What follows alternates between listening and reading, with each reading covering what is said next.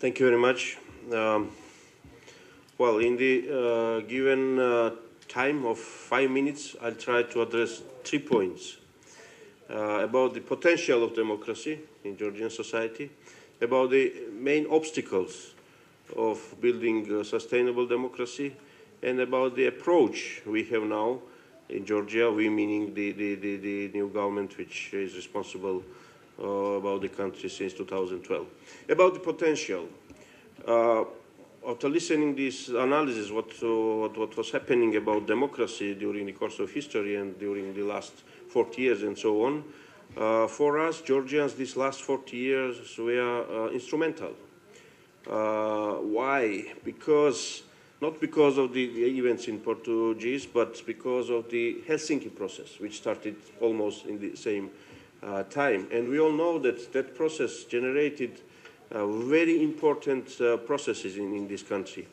When the people, dissidents, emerged as the people who started penetrating democratic ideas in the society, which was in stagnation in Brezhnev era.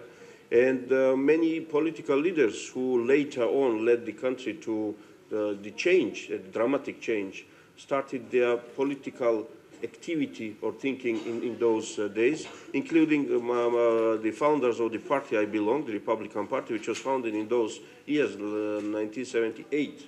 Others formed different groups and so on. And that was the important ingredient of the process which we observed then in late 80s, when after perestroika, this country emerged as, well, during the perestroika years, this country emerged as one of the champions of fight against Soviet rule, fight against Soviet empire, and fight for joining the democratic world. This was a very important process which we observed, but would those leaders of different political groups and dissidents would be able to do that without having potential in the society? Probably no. And we need to underline very important feature, characteristics of our society, of our people. Georgians are very individualistic people. They want to be champions.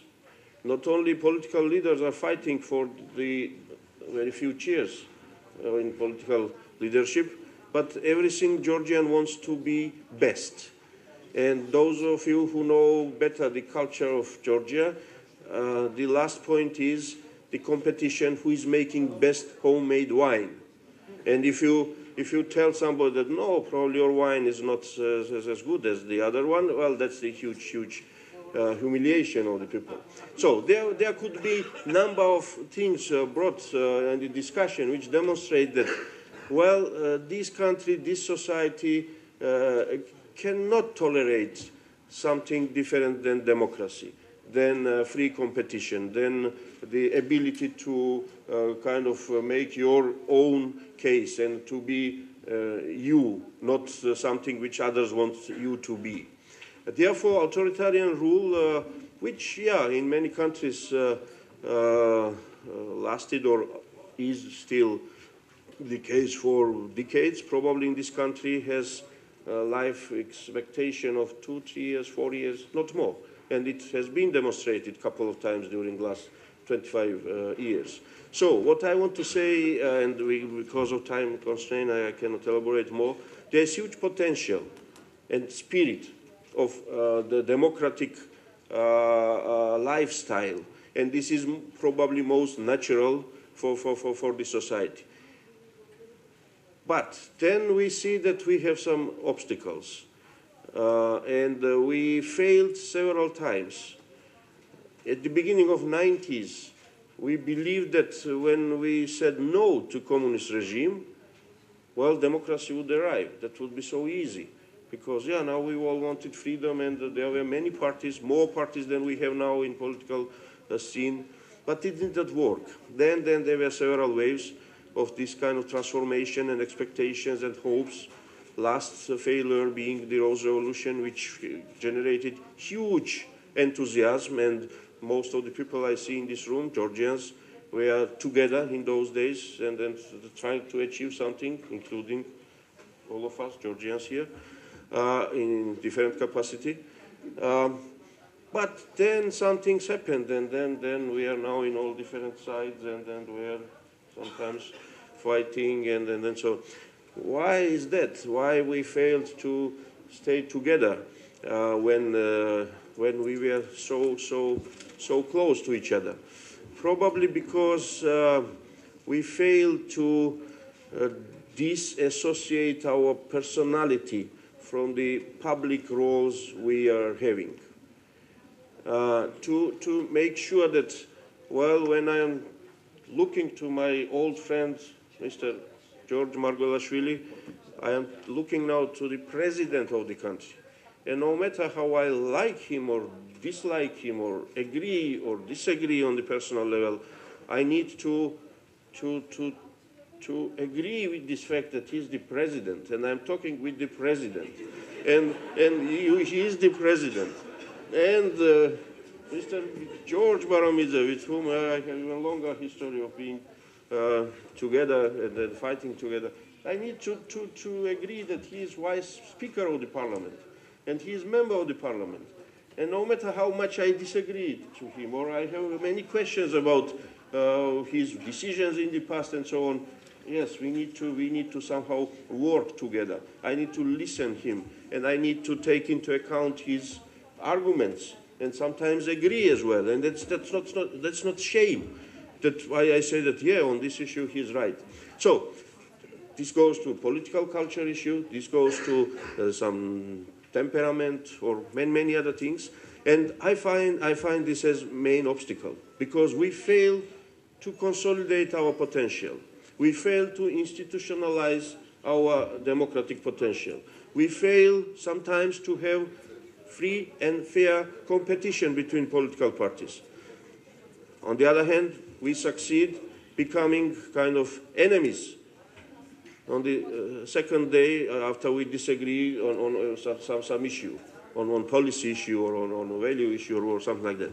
So that's a major obstacle which we need to overcome, and there are many tools how it should be done and so on, and how to consolidate democratic forces in this country, how to make sure that we can live together even when we disagree to each other and move forward. And third point I wanted to make is the approach of the new political leadership we have now in this country. Some years ago, there was huge debate, discussion inside the country what was going on, because there were, well, according to our colleagues from now opposition, then ruling party, there was a great process of building Georgian state. And therefore, certain shortcomings, mistakes, some other problems, they were justified with this very noble and very needed process, building the state. But the problem, I believe, was that the process of building the state and process of building the authority or the system of authority, state authority, were mixed. And probably in most cases we had we were observing the process of building state authority and the system of authority, how to govern the country and how to make it effective, then building a state. Because building a state is much more complex process than building effective authority. And that's the case, that's true that previous government was much more effective than we are now. They succeeded in building effective system of authority, state authority. Even when Mr. President mentioned the word effectiveness, the microphone failed today. That's quite symbolic. So our government are less effective. Why? Why? I believe because we try to build the state. And if you want to build the state, you need to agree that institutions must be developed. And we should better allow judges make mistakes, then try to guide them every time and make sure that they are not making mistakes. Therefore, they are effective, they are making fast decisions which are in the line of the policy of the government, and everything moves faster. We better allow local governments be not well prepared at the moment for dealing with their jobs, and allow people to elect their own mayors, which we did during the last local elections.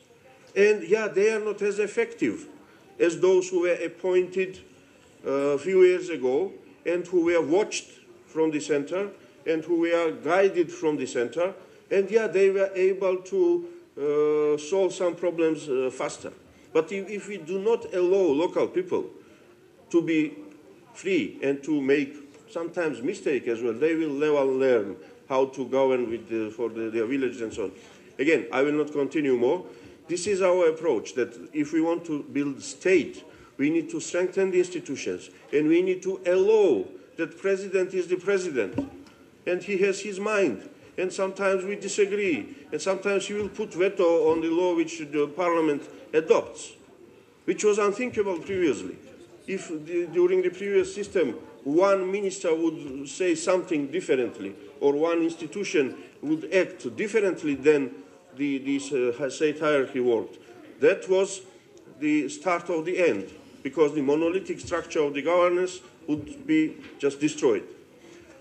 I'm not saying that this approach is perfect. Of course, we have problems, and we need to improve in terms of democracy, in terms of rule of law, in terms of transparency, but this is the approach. And we better spend more time on building real state and state institutions than being too much focused on today's needs, that we need to build this road or we need to, I don't know, deliver this service to the people, no matter what is the cost in terms of democratic development. So this is the challenge, and I believe we will be successful because we have learned a lot of things from our past. Thank you. Mr. Speaker.